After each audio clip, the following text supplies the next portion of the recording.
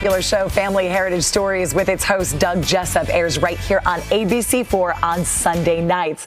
I'm happy to bring on Krista Numbers for this sponsored interview. And Krista, tell me how you just got involved with Family Heritage Stories. Well, I've always been a fan of the show. I love the way that you, because you're one of the hosts of the show, and Doug sit down with people and just really create this beautiful platform for them to tell their stories. I think there is so much power in storytelling.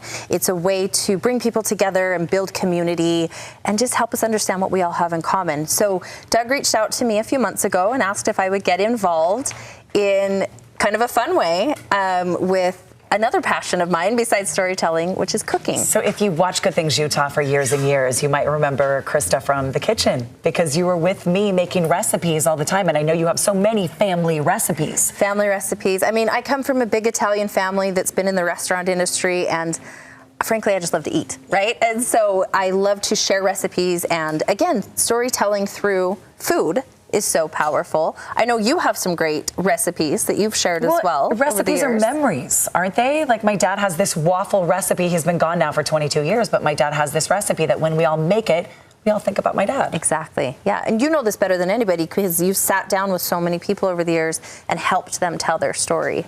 So yeah, starting about a week ago on the show, we'll be sharing different families, not just my own, different families' recipes through Family Heritage Stories. Isn't it interesting, though, people say, I don't have a story to tell, like I don't have anything about me, Right. but then when you talk about a recipe or about a memory that goes with that, everybody has one. They have one and they light up telling it, right? It's like, just like your dad with the waffles. I know, did you see me? I started talking about that and I sat up a little bit straighter. Yeah, exactly. Everyone has a story and you can share your family recipe and it could be featured on Family Heritage Stories. Exactly. And sometimes if you want to, you can come on the show, or a lot of people say, no, thank you. I'll be on the other side of the camera.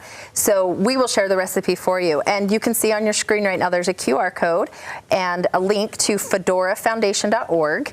And that's where you can go on, you can share your recipe.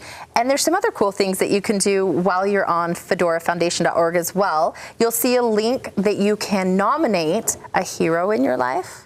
You can nominate a story from your family. And when I say hero, you know that you and Doug share the beautiful stories of veterans, of first responders, of people in the mental health world. So many fabulous resources for your viewers. So we'd love to have you join us there. So many of those stories are lost if they're not told. And I think that's what's so special about this. So fedorafoundation.org, easy enough. Share your recipes, share your stories. And now, Krista, let's take a sneak peek at what's coming up on this week's show. Dancing is telling a story through movement and performance. Do you have a recipe from Grandma? Growing up in a food family, the Granado family, yeah, all of my core memories really do involve food. So what's this kind of pasta called? Pappardelle. I would say the lesson is to know your core value. Here we have a 1611 first printing of the King James Bible. This is a very unique copy, one of the most rare in existence. Dancing is telling a story through movement and performance.